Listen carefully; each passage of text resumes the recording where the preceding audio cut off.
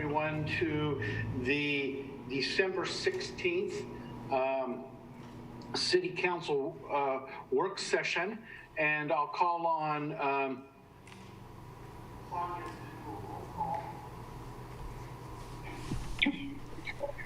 Councillor Drapkin.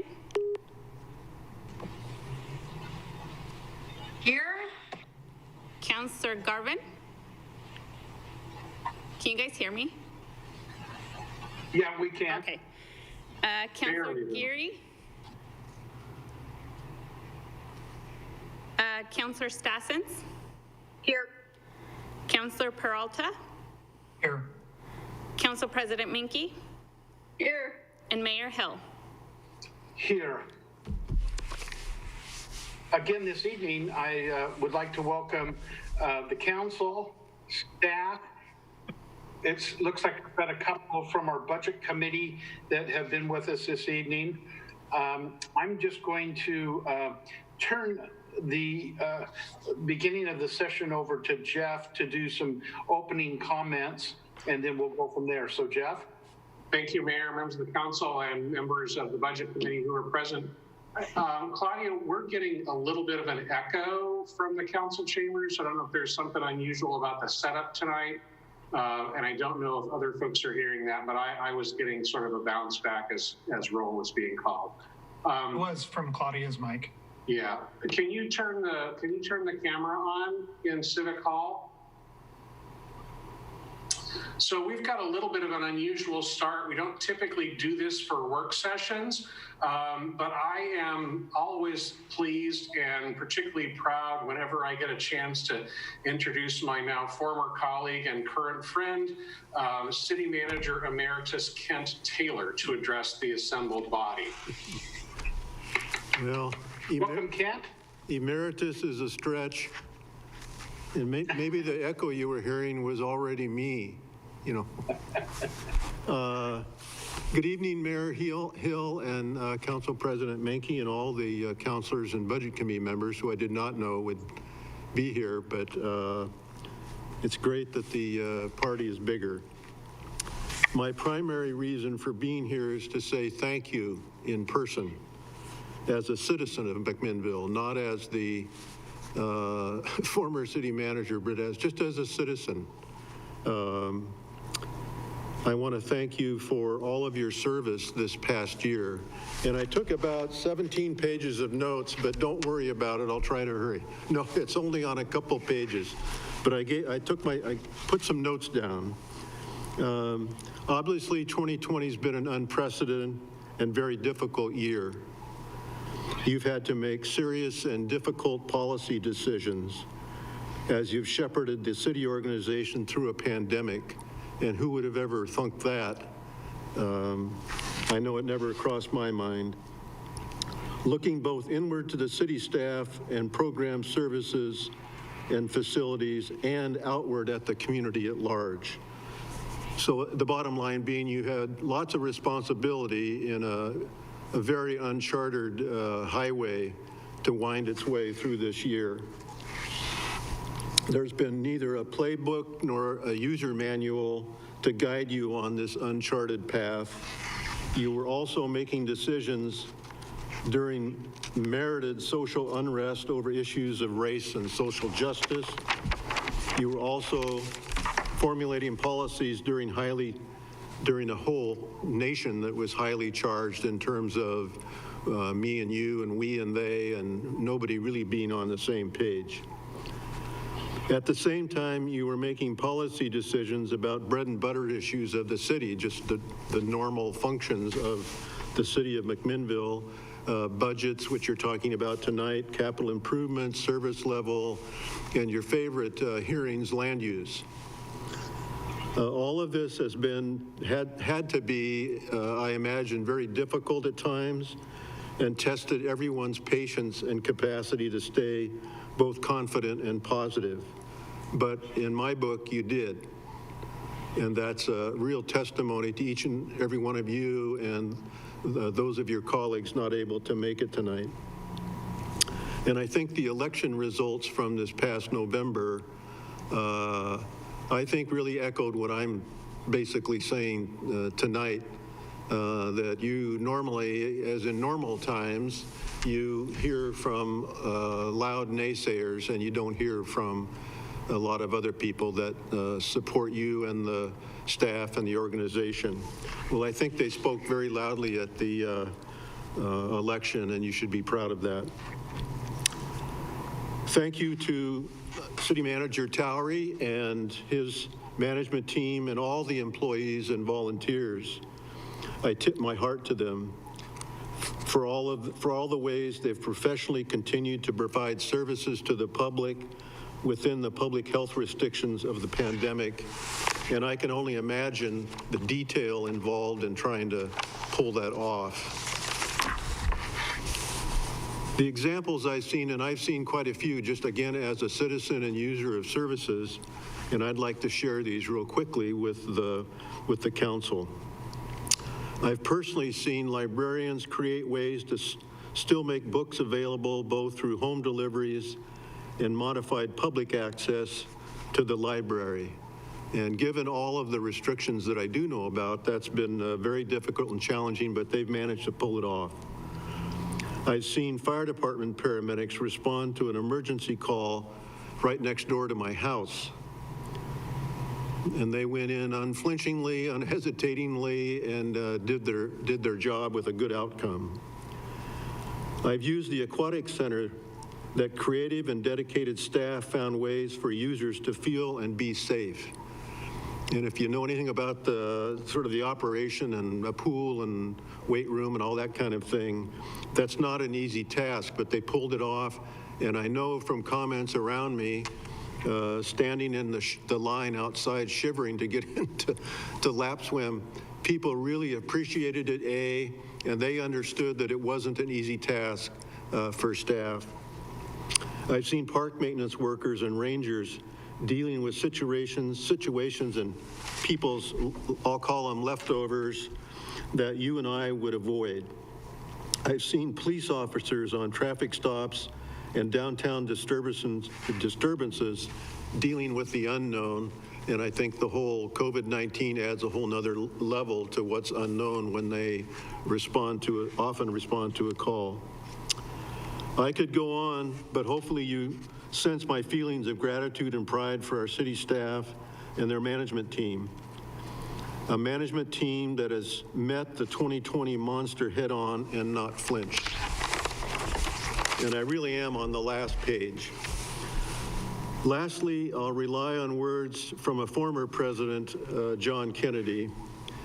He said, every accomplishment starts with the decision to try.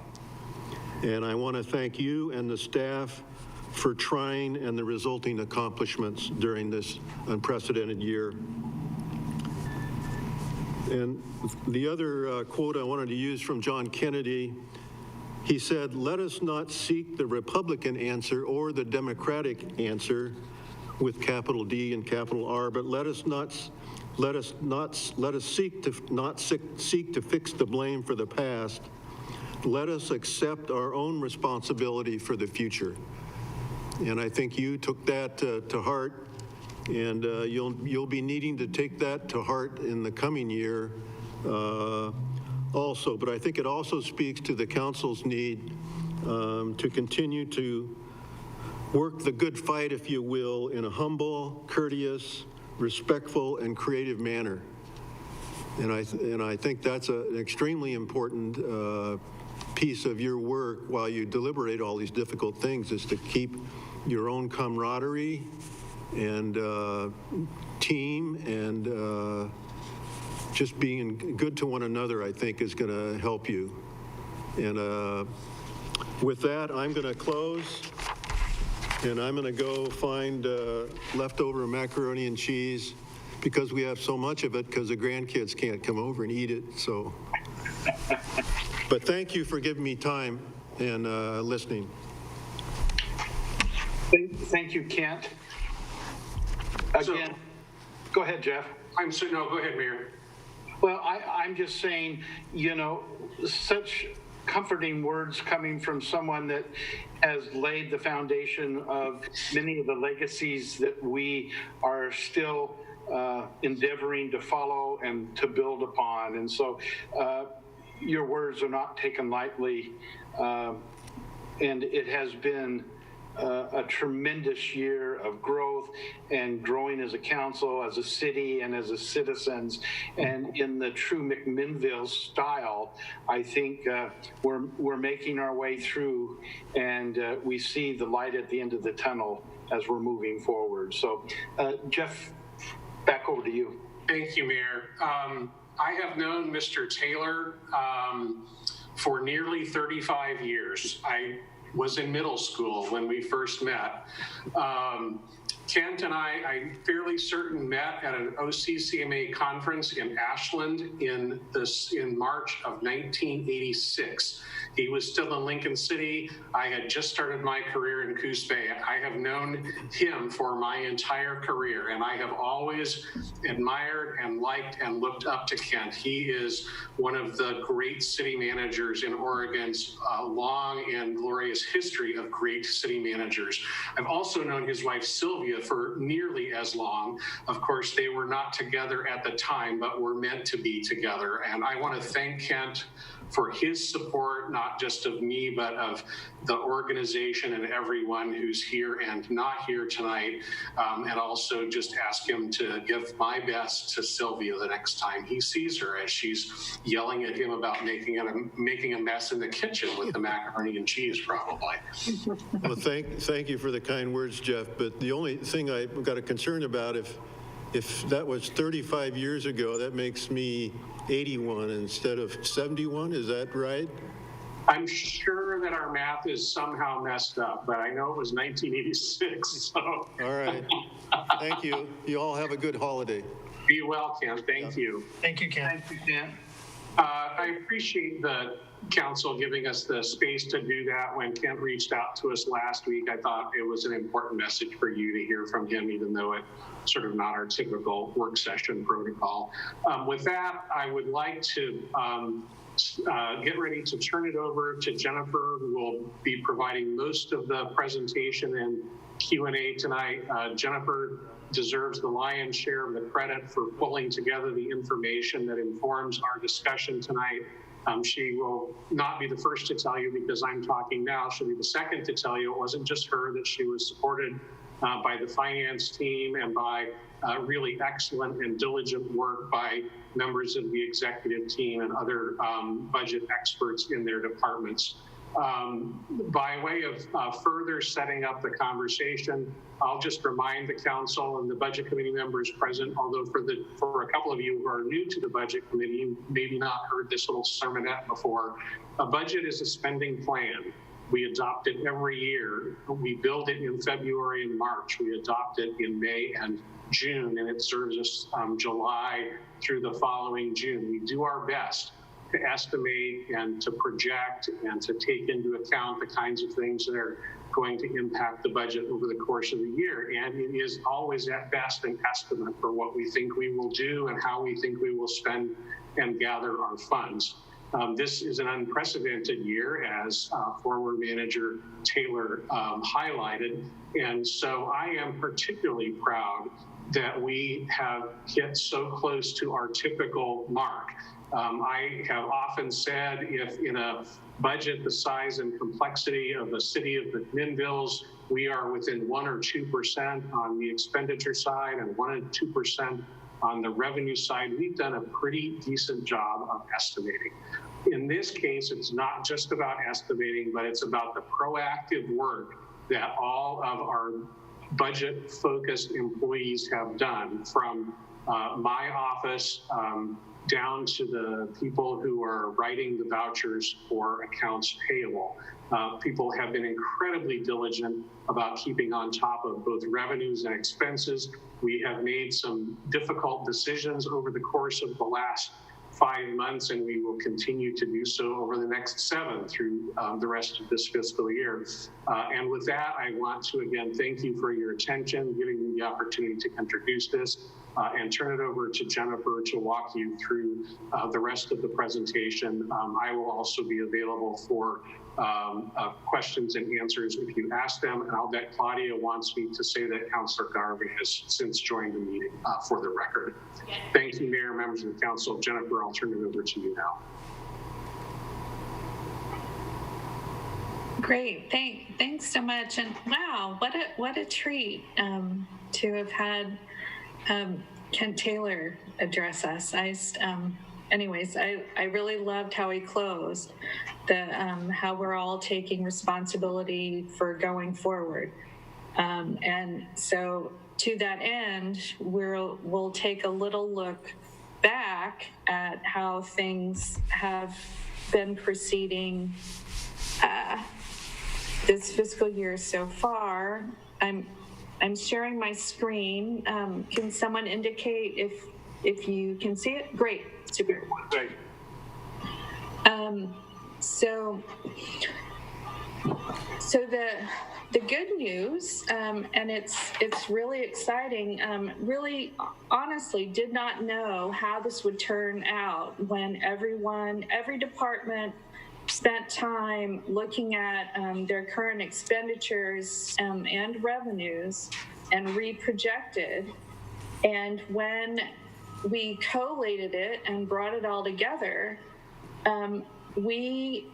our difference in the general fund is only 1% off where we anticipated we would be in the budget that was appropriated. So that was, as Jeff says, that's pretty good planning in any given year, and we're really fortunate, I think, to be in this position at this stage this year, looking forward.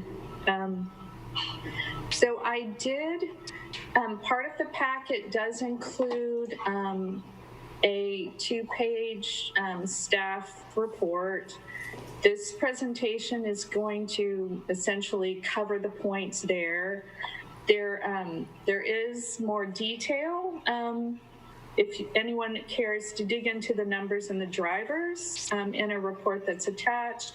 I'll also be taking notes if there are any outstanding questions that I can't answer on the fly and get back with folks. But just, it's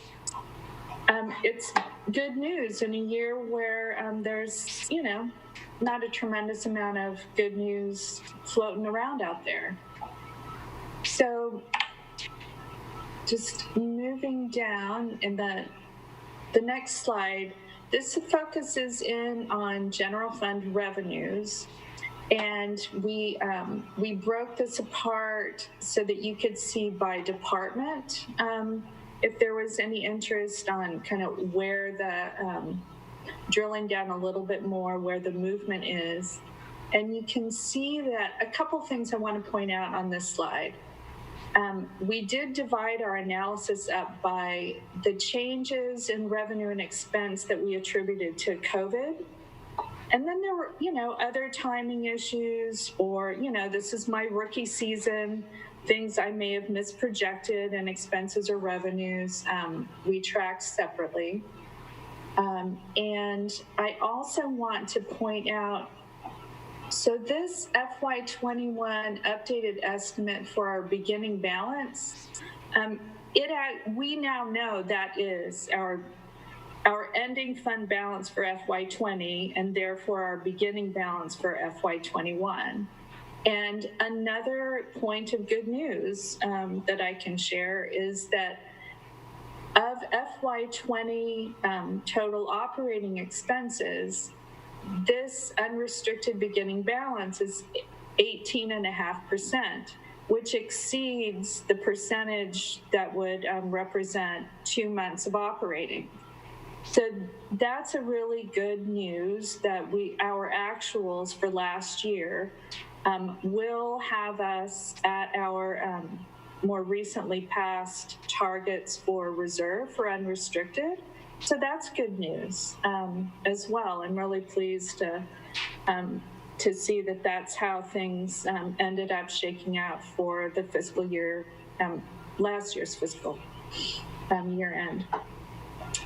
So now in terms of general fund expenditures again, every department, slightly different issues. I'm sure you're not surprised. Park and Rec, they've been most affected by COVID operations, and their projected year-end budget is the most different than where they began. But it nets to just being off by 0.25%, really pretty remarkable. So as I say, if anyone wants to dig into the drivers, there is the accompanying report where each department head kind of went and talked about what were their big issues they were seeing. So in terms of things that came out from, after going through this data, the high level takeaways are that the revenue impacts really are very program specific, and every program requires a different approach to being able to project out how they believe the year end will actually come to pass.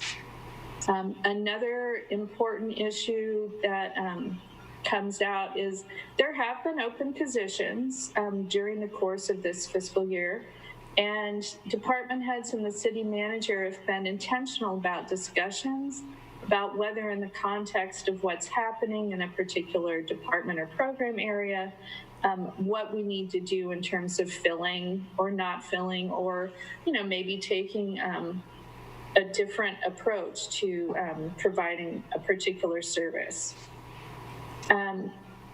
Unsurprisingly, departments are anticipating lower travel and education expenses for the year. That makes complete sense.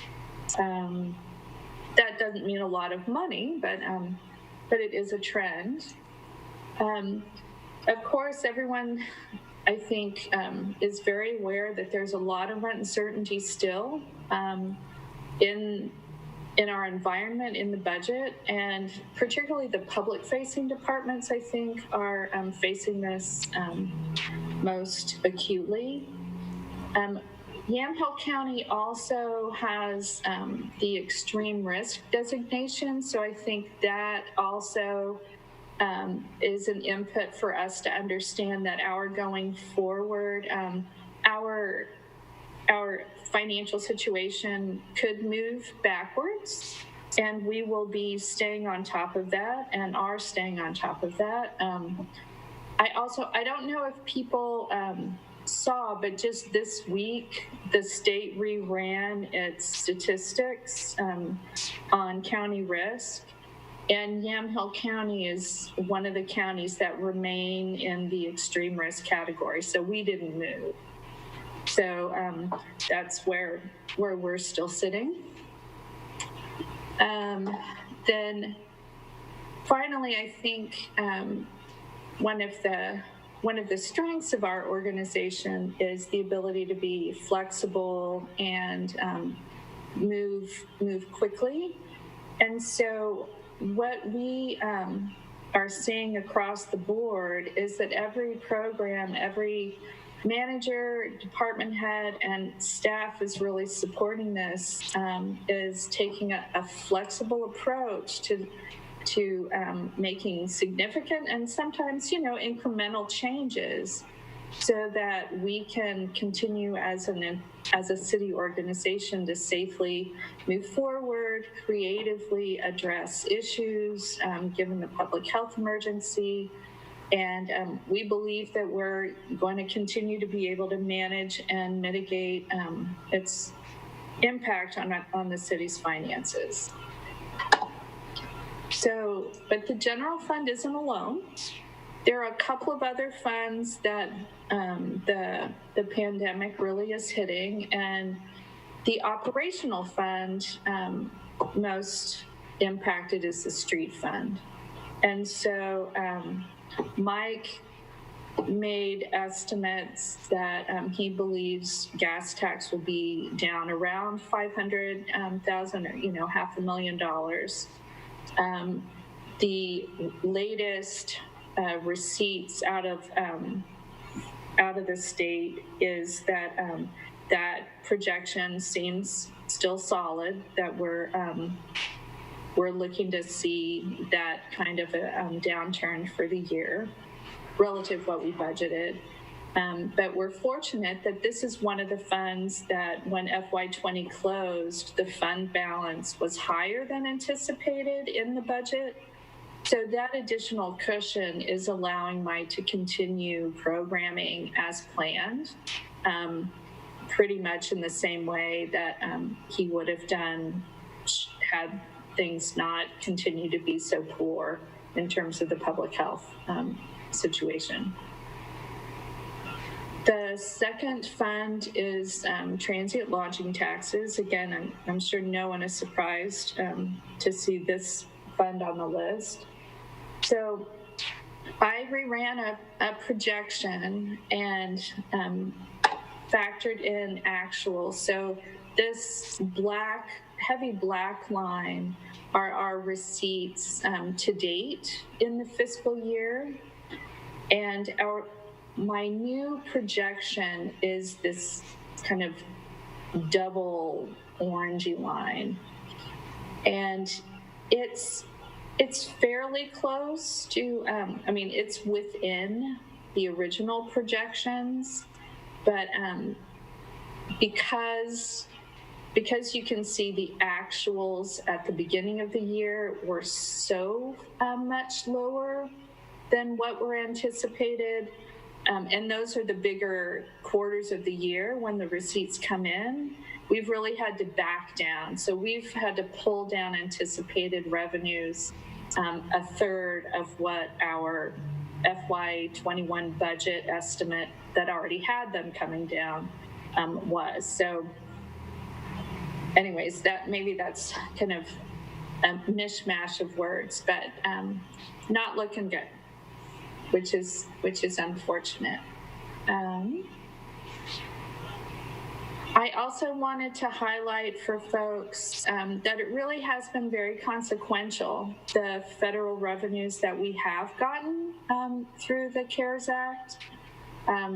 The city of McMinnville had an allocation of $1.4 million that the state was good enough to share out of its revenues. We were fortunate as municipal organizations that the state broke off a big piece of their CARES Act funding to distribute to municipalities that were smaller and not specifically called out in the CARES Act.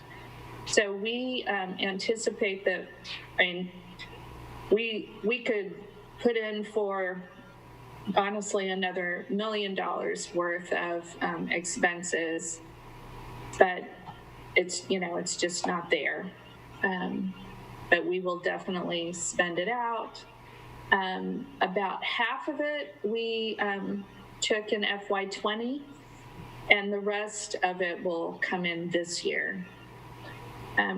It's also worth mentioning that FEMA's Public Assistance Grant Program has also been a source of some backfill for the extraordinary costs associated with the COVID response. And at this stage, I'm projecting about $160,000 will probably come in this year in that funding stream. And then there have been just a few other handfuls of money. There's some FAA CARES Act money that will be used out at the airport. The HHS last year kicked in some money for transport revenue for all ambulance EMT operators, got some money, and we were among them. And then there's a small grant through the Bureau of Justice Assistance that are going for some police-specific COVID response activities. So here's just a picture of the CRF, how at this point we believe it will be spent out. The grant closes on the 30th, and so in January sometime, I'll be able to see what our actuals are. But One thing that is significant is you can see here just about a quarter of what we anticipate of our total grant will be shared with McMinnville Water and Light for its extraordinary expenses. So our allocation did include them as a jurisdiction as well. So that's the federal funding picture. So now to our proposal. So I guess I should have mentioned at the outset, we, in building the budget for FY21, we knew that the uncertainty was huge around the coronavirus. And so we built into our budget calendar wanting to do this review. And we made a list and included it in the budget of things that we might add back in if, everything was beautiful and rosy come July. And also some measures we could take if things were, really a lot more difficult than we imagined. So as we looked at that and saw our results, this is staff's proposal to you all as how we would like to continue working this year. So we believe that the approach of managing program-specific and using that decision-making strategy and the tighter financial monitoring that we're undertaking, that we continue doing that for FY21, and that we don't take any action on the list of items that were on our potential portfolio of ads or austerity measures. But we do think it's still a very solid list. There a couple of things became non-issues, but our intention is to bring that forward, and that would be among the things we consider as we're approaching the FY22 budget process. We also want to be mindful as any one-time revenues might appear. So by one-time revenues, I mean, well, shoot, what if our federal leaders can come up with a funding package that does include some state and local relief and additional dollars that we might have access to? What do we want to do with that money? And our proposed default position is that any unexpected, unanticipated one-time revenues, our default would be, let's save that. But the next point says, in our whole propensity to look at things from a really flexible approach, is that because we want to remain responsive to any continuing acute community or organizational needs due to the public health emergency, we would consider programming one-time revenues if the conditions merited. So that's the basics of our proposal. And then this is the last slide. So this is our how we are approaching the FY22 budgeting process. And we've already begun work on it. And tomorrow at our executive team meeting, the department head leaders will be having our second meeting about budget issues. So we're already in it. And so what our approach looks at, measuring what are our desired service delivery levels. And this is informed by the core services analysis that city departments have been doing. We'll take a hard look at what are our available resources, as well as have an important focus on the new policy directive to begin building back general fund reserve levels. Those we'll be very mindful of. And then just the basic documents in terms of guiding our prioritization. It's the MACTown 2032, as well as council's upcoming goal session that I understand you all will be doing in February. So, that's kind of the end of what I was going to talk about. If people have questions, there is one-time revenue that we are fairly newly aware of that I think Jeff may want to share some information on. But if there are any questions or discussion, So, now would be the time. so Mayor, with your permission, I'd like to talk about that one-time issue before we dive into questions. It may or may not inform other questions. So Jennifer, could you go back to the revenue summary slide? Oh, sure. I was just going to turn it off, but. Yes, sir. And just to let you know, last night at the commission meeting, that information, the principal amount was made public. And so we can be pretty open with it because it's on the record now. Right, that's what I was going to talk about. Thank you, Mayor. So things change quickly. As Ferris Bueller says, sometimes life comes at you fast. Last Monday, I got an email from John Dietz at Water and Light. We talked that day. His board took action last night. The short version is Jennifer had done some appreciative inquiry. She had seen sort of a trend line in lieu of payment that Water and Light makes to the city based on their electrical revenue that seemed out of sync with our other public utilities. And back in 2012, Water and Light started taking credit card payments. They have used a manual process to calculate the in lieu of payment. And when they started taking credit card payments, they forgot to incorporate those credit card payments into the base revenue for in lieu of. So all of their credit card payments since 2012 have not been part of the revenue base that generated the in lieu of payment to the city. And for the first several years, that was a pretty low number. It was in sort of the low 5 figures, I think, maybe even less than that early on. But in the last couple of years, credit card payment has become more predominant. And with the advent of COVID, what became a significant source of revenue. And the short answer, or the short version of this, is that Water and Light owes us a little over $800,000. Including the interest earned. The principal amount is just over $775,000, and last night the board authorized that payment plus back interest to the city of McMinnville. The Water and Light's finance director is on vacation, and we've got holidays coming up.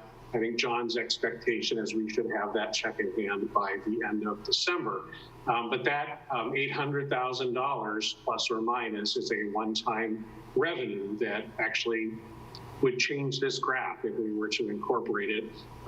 We would be looking at, let's see, the 1% delta is about $350,000. So this is more than a 2% positive impact on that general fund revenue number. So I think it would flip us to almost 1.5 points to the good, as opposed to a point to the bad. Right. So that's good news.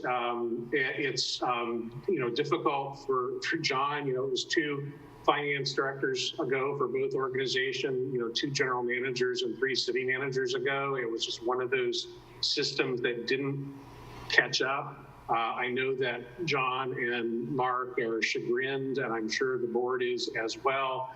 They are also not only committed to making it right by paying the back amount due plus interest, but they will be automating their process so that something like this won't happen in the future. So we wanted to be able to share that, but until the Water and Light Commission took public action last night, we didn't incorporate it into this report. So with that, I think I will now be quiet. Jennifer and I would be happy to answer any questions that any of you may have. So we can open it up to council members and budget committee members that might have any questions of Jennifer, especially as we get to page 4 that get into the very detailed discussion by fund, and it follows your budget document as we go through the funds. And so we'll just kind of open it up for questions. I'll start out and just say that from my perspective, Jennifer, you did a phenomenal job, and department heads have done a phenomenal job. It was a very understandable document that, for me, left very few questions because it was so well documented. I mean, there is still some ambiguity when you're looking and not being able to look into a crystal ball, so to speak. But we had done such a good job at our budgeting function for the first half of the year. We're even putting finer tuning on it mid-year for the remainder of the year. So with that being said, let's just open it up for questions that anyone would have. Remy? Thank you. Jennifer, do you mind, would it be possible to undo the screen share so we can? Yeah, I'm trying to be, I see it now. Got it. Yeah. Okay, wonderful. So I'm going to take you up on your invitation to dig in here a little bit. And there's a couple things in the staff reports that I want to draw attention to, and then I'll kind of bring it to my point, and then kind of my ask that is going to come out of that. And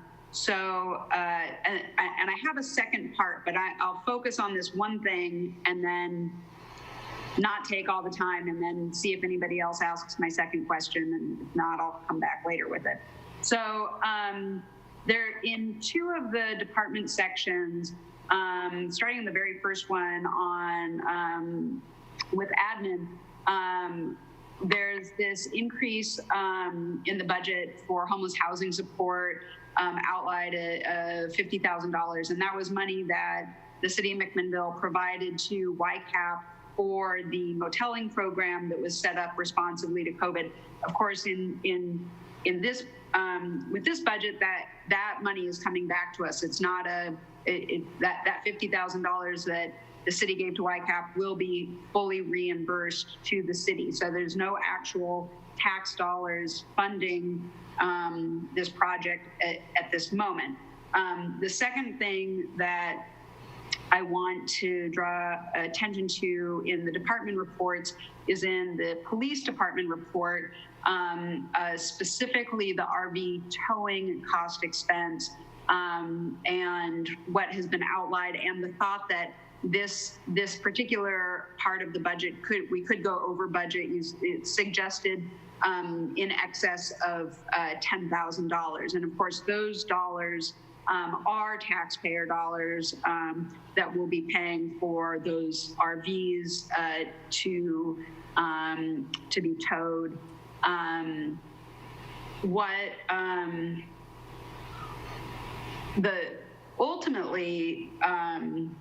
Well, let's see, what's the best way to, so I want to note those 2 things, and then I want to make sure that the entire council, but also the entire budget committee, is aware of the outcomes of the moteling project.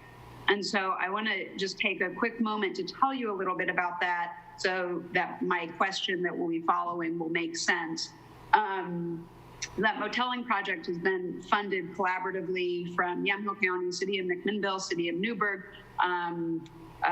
CARES Act dollars. There's been many different funding mechanisms to keep that program going. That program started in April of last year and is currently funded through April of this year. To date, that moteling program has served a total of 128 people, meaning that 128 people have literally gone from living on the street to not only having shelter, but of that, and I say people because that's the total number of individuals served, and I will add that includes 21 children. But that 128 people could also be viewed as 74 independent households. So of those 74 households, 53 have exited to positive housing, meaning they're now either in permanent housing or transitional housing. 11 of those households have all of the documentation they need. They have housing vouchers if they need them. They have everything they need. There's just not available rentals for them right now. 4 of those households are currently working to increase their income so that they can afford rent in our area. And then 6 of them are in a basic planning stage with YCAP. However, 100% of those households are engaged and in a process of ending their situational homelessness. That includes people that have been in and around services for up to 2 years, but it was simply impossible to get services to them. And so having the solidarity of this moteling program allowed service delivery, wraparound services. Not, of course, there was additional COVID protection, but really it has effectively decreased our homeless population since April by 128 people, and not decreased it just while those people were in the motels. Those people have now been given the services, et cetera, to move off the street. They are a large portion are no longer homeless. The success rate of the program is incredible. It's kind of unprecedented, except in the fact that we know anecdotally from other communities that the best way to end homelessness is by providing shelter. And that doesn't mean that the city is meant to be a landlord or that the city is meant to pay for everybody to have a house, but by providing this stability, it allows the other service providers in the area to come in and do their job and get those people into housing. So linking that back to this budget document, I'm sorry, I have one more point to that, which is that as part of this project as well, YCAP was renting rooms from motels in our area.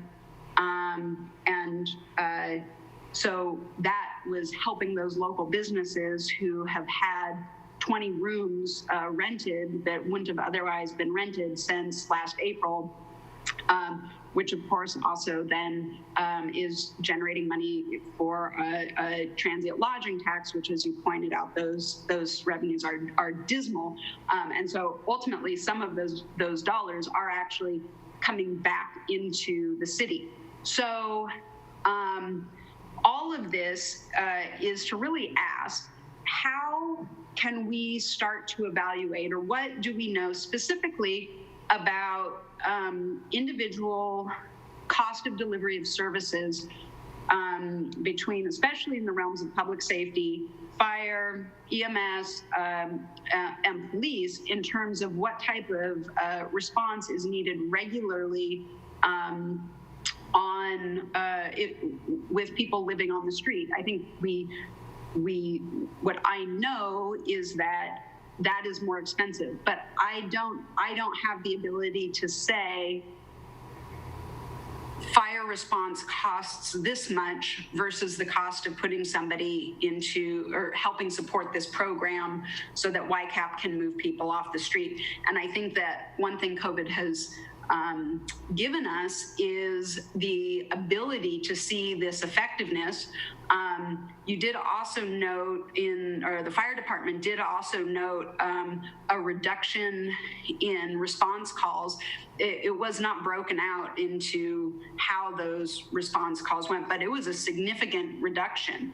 And so I am generally supportive of moving forward, except for having lost our affordable housing fund and having really lost our mechanism for that affordable housing fund, and seeing the incredible results that come out of this and truly believing and wanting that belief to be backed up by data, which I think is feasible to do, I would really want built in as we move forward. I want to build in city support for YCAP specific for this program, because it is the most effective thing we have seen in our area, period, at reducing homelessness, and therefore cost savings to the city. And I think from there, that is it is a stone that you are throwing in the water. The reverberations from that are tremendous, especially given the community strife that has existed around and focused on our neighbors who are unhoused. And when I think about spending $10,000 in towing versus those same dollars going to YCAP, where those RVs, potentially if those people were in the program, it would be a non-issue. They would have a parking space at the motel. There would be no, YCAP would be there. So on and so forth. I see it as a much more effective spending mechanism, and I really would love to start to pull that data out so that it's not just what I believe, but it's that what we as an organization know. Go ahead, Jeff. Thanks, Mayor. Thanks, Remy. That was a great update. And while it is true that we have been reimbursed by the CARES Act for those contributions, we made the decision to make those initial contributions to the program before we knew there was a CARES Act and before we knew it was going to be a method of reimbursement, because we saw a vulnerable population and we saw a program that we believed would have a really positive impact on one of our most exposed populations to COVID-19, and we continued to support the program throughout the course of the year. I do think that the demonstrated success of that program will make it a high priority for consideration for particularly for any one-time resources that we decide we may want to spend. And I also take Councilor Drabkin's point about the need to analyze the potential cost or the estimated cost of responding to people without homes in our public safety services. We clearly couldn't answer that question for you tonight, but we can certainly do our best to come up with something that's better than an intuitive guess about what those costs might be. So we can work on that. One point that I had, Remy, that you I have both of those points, but as you're looking at the RV towing costs and the monies that we're putting there, that if we could put it over into the housing and then getting them into the programs at YCAP and helping people, really helping them get out. I did want to make note of the dialogue that Jennifer put down and the chief put down under the towing, because I get calls all the time of why aren't we moving RVs quicker? And it's because of the cost. Again, we started out at the beginning of the year, we towed 3 for $1,000 each. Now each cost of towing is up to $2,500, and we're getting close to what we budgeted. I'm not saying that is what we need to do, but it closes the loop a little bit on the emails and the conversations that are people that are critical of the city for not moving those RVs that seem to be abandoned for long periods of time. Yes, and Mr. Mayor, just to be clear, I am not proposing that we take dollars from the police department and reinvest them in this YCAP program. I am bringing that point in as potential savings for our police department and for our fire and EMS as well, by investing in this other program. Thank you. Thank you for that clarification. Other comments or questions? I had a couple of questions for Jennifer and staff. Go ahead. Yeah, first, Jennifer, thank you so much for the report. Both you and your staff did a great job. I really appreciate the mid-year report, and it was generally pretty good news, so very thorough. Thank you. The first question I had is, are there any implications on our budget for this year with the passage of ballot measure 110, which is Remy mentioned it in her comments, but that would take away the pot tax, our 10% allocation. Yeah, so I've been very concerned about that, and just this week got the first bit of news about what the financial impact of that might be. And so at the time we pulled this data together, I left that revenue stream flat. The sin taxes, the sin taxes for liquor and marijuana, just the trend lines are pretty positive. So for our local tax and for our alcohol revenues that come through the state, both of those, I actually added dollars into our budget for the current year. But for the state marijuana, I didn't want to assume that. So I was hopeful that the increased usage might mitigate what the drawdown might be given the statewide ballot measure. But I believe that will be one of the things that I actually will need to drop it back even further. Yep. Mm-hmm. Do you know when it takes effect? Like, when does it start actually pulling money out of the budget? This year. Oh, so yes. In January 1, or it's already? So we can share this report. We just got it this week. There's a Senate and House Committee on Judiciary report that Representative Noble shared with us, I think 2 days ago, and we can get that out to the council. It provides sort of a brief overview, and the numbers are rolled up, so we can't divine the specific impact on McMinnville from this particular report. But currently about $29 million it was being distributed to cities. That's about 10% of the total. The current biennium forecast, that there would be an ending fund balance of the total distributed of about 55 million, and those local government payments and the ending fund balance will be redirected in this current biennium. The future taxes will also be impacted as well. We haven't gotten anything from the League of Oregon Cities that I know of that drills down further in terms of specific city impact, but we definitely will see an impact in the current biennium. Yeah, and it will mean next year, if I recall correctly, it was something along the order of this year's, the current fiscal year's money, we should anticipate it pulling back by about a quarter. And that the next biennium, we should anticipate that relative this biennium, it'll pull back, gosh, I want to say like by 3/4. It's pretty significant. 72%. So it's 23 this biennium and 72% 21 to 23.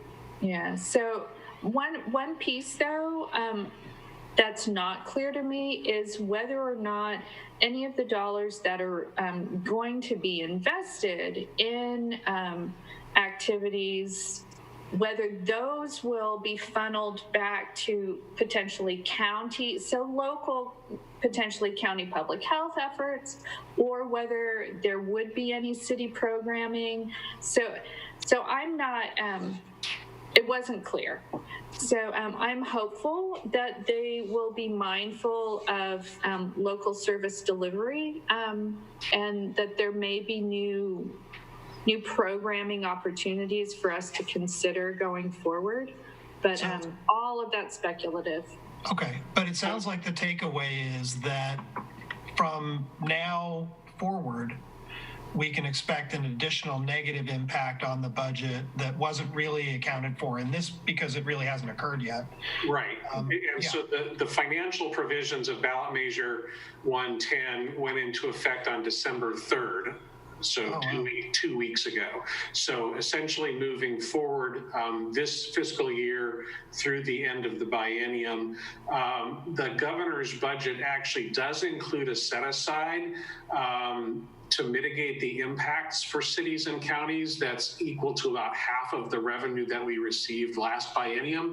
So there could be some partial relief that comes out of the governor's budget, but as we all know, miles to go before we sleep on that particular issue. So I think that it is prudent for us to assume a reduction in those resources. Now that reduction, it will not affect the city's local tax. That still comes to us, but this was the share of the state taxes that were distributed on a formulaic basis to cities and counties. So we will continue to track that, but based on legislative action and where the governor's budget lands, we won't be able to know for sure what happens until near the end of the fiscal year, if not into next fiscal year. Yeah. Thank you. Well, and to get totally into the weeds, I just pulled up my spreadsheets. So for this fiscal year, relative last fiscal year, this revenue amount is up 42% year over year. And they're saying to bring it back about a quarter. I left it flat. I think flat may actually, at the end of the day, kind of be where it ends up. Because just usage and the amount, the pie is bigger than anyone imagined it would be. But next year, for sure, we will need to drop it back. Well, it seems like the pie is stopped now for this year. It sounds like what Jeff said was December 3rd.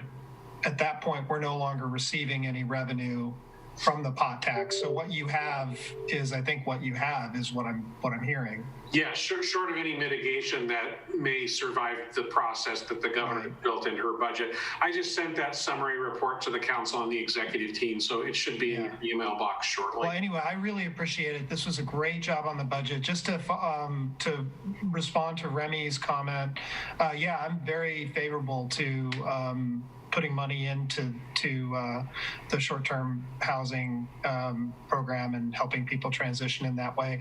It sounds like she wasn't saying that she wanted to reallocate the towing costs. I wouldn't want to do that just because we're probably going to have to tow people, non-moving vehicles or whatever, and there's no other way to get out. So pulling that out of the budget doesn't make sense. But that wasn't what she was saying. So I'm very favorable to what she had to say on that point. And that's all I have. Thank you. Thank you, Sal. Other comments, questions? I had a question. Go ahead. Sorry, you first, Councillor. Well, go ahead, Allison. You're on the budget committee.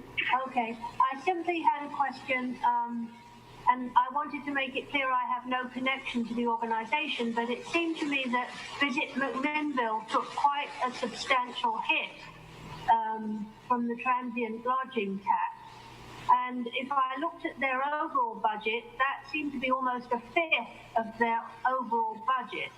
So I'm just asking if we get any other revenues, could one consider, I don't know exactly how it works because I'm rather new at this, but it would seem to me that that is an organisation we will want still to be there and functioning well when COVID is over. I think they do a very good job, and I just wanted to ask if something could be done to mitigate that large amount for them. So I can do a partial address to that, Allison.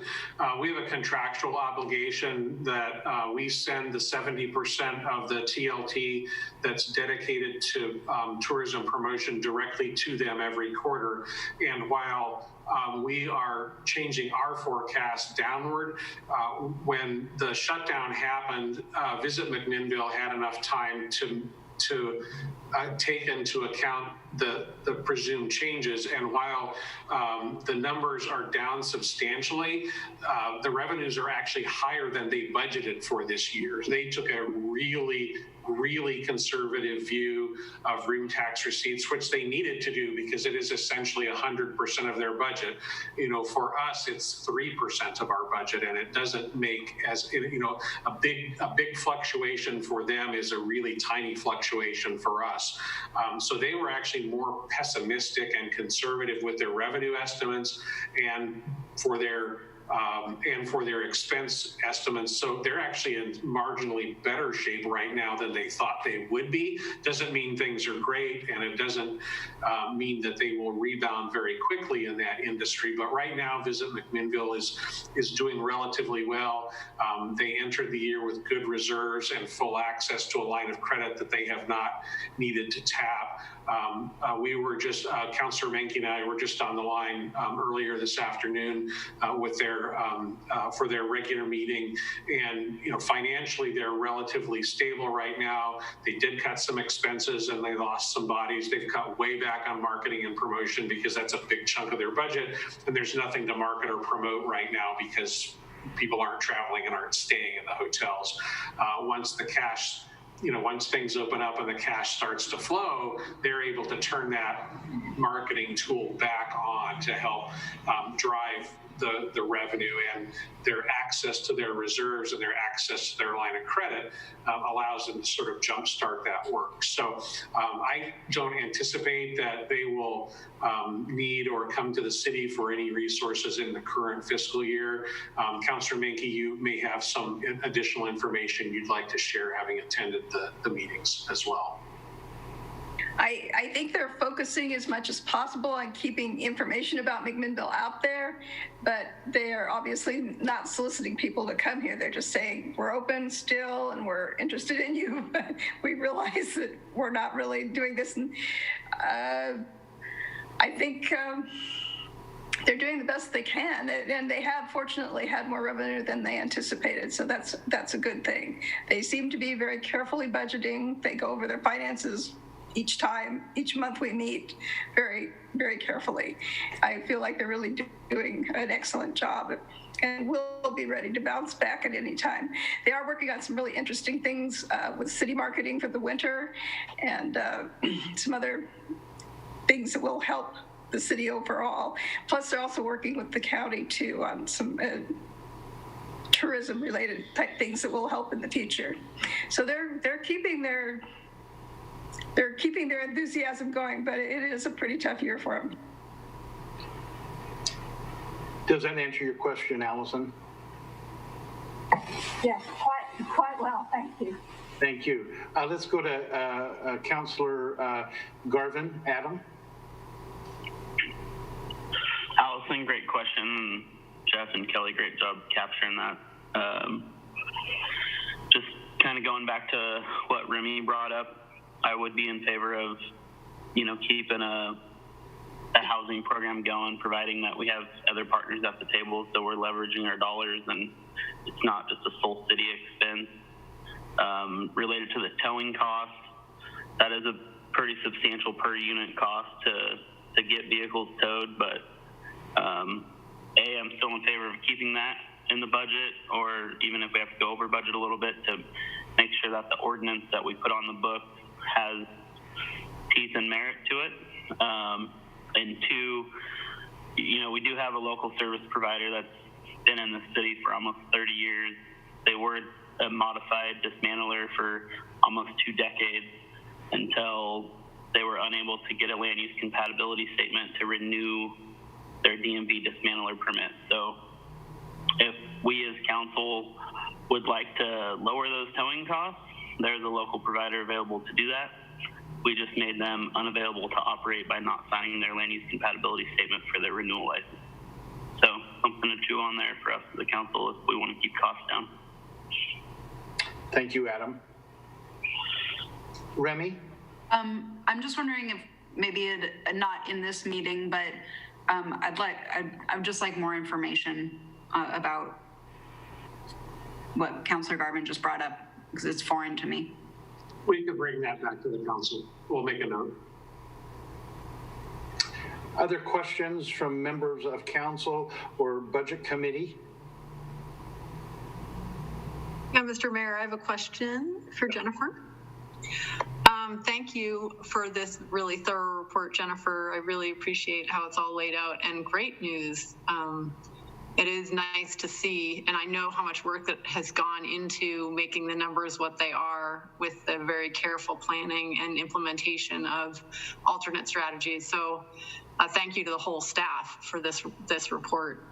I just really have an informational question. In the table that you have on page 21, that 706 that we got from the CARES Act is in that table, correct? Where is it spread out among the general fund lines in the revenue table? Let's see, on page 21. Of your presentation.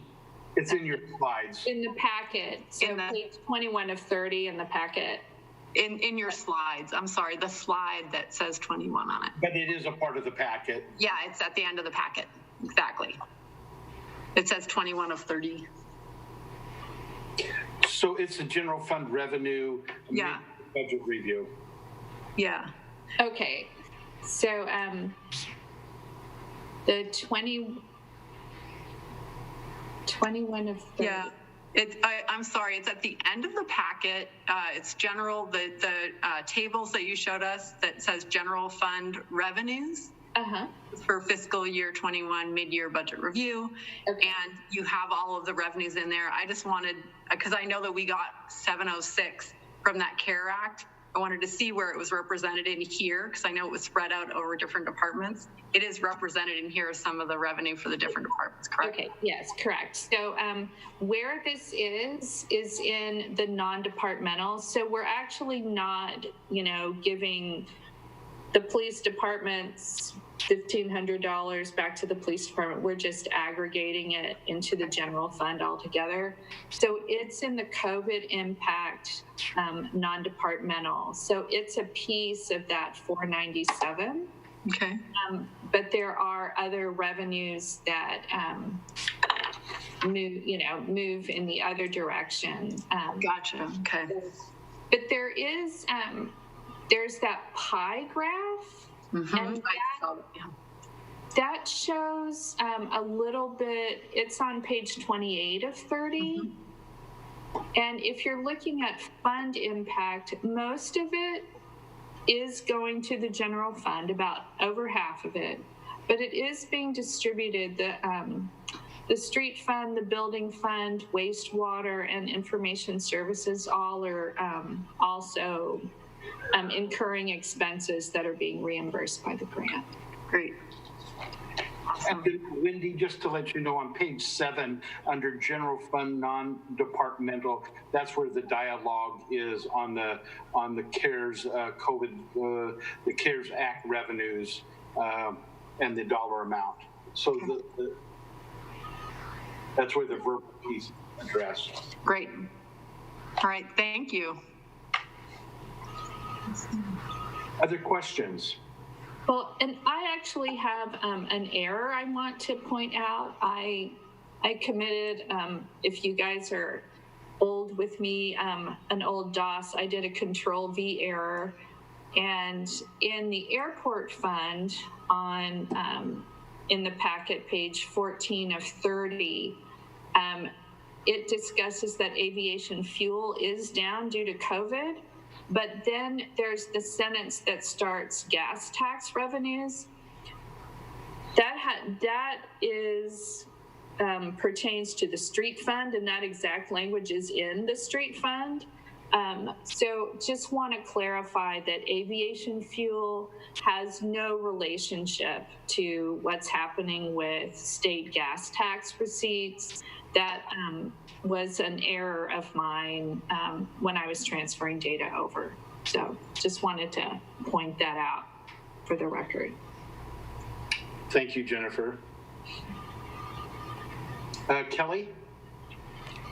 Just in passing, number one, I want to thank Jennifer and her staff and Jeff and the entire staff for what marvelous report tonight.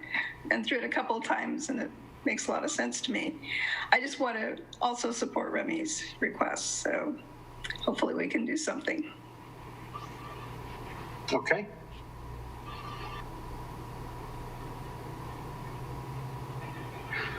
Again, any further questions or discussion?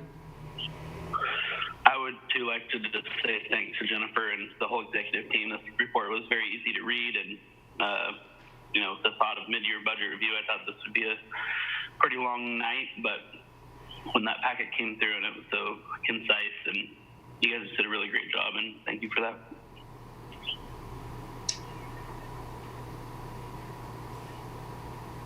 Well, I think we're to a point right now then is, I'll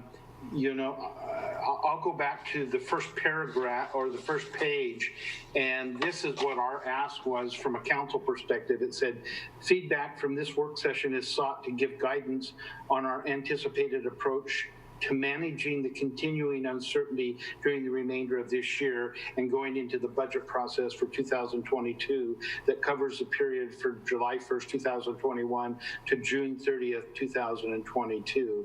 I think we have given our any guidance that we had to Jennifer and Jeff and her department. Anything further, Jennifer, you need from us this evening? No, I don't think so. I mean, I do want to reiterate this.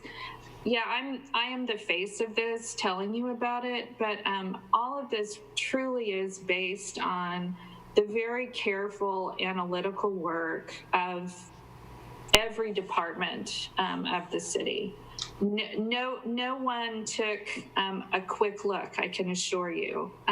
It was really one of the highlights of my first year working here is how engaged folks are throughout the organization and the care that they're taking everyone understands these are scarce resources and important work that everyone is doing. And so just the collaborative spirit and care is just, it's been a high point for me working with everyone here at the city. So just want to reiterate that, and sounds like you all are comfortable with us moving forward with not taking any extraordinary actions this year, but that we will fold in what our potential actions were to our deliberative process for next year's budget, and we'll continue to stay on it and hope for the best and plan for the worst, and keep you informed if anything really becomes significant in terms of unanticipated cost or good news. So.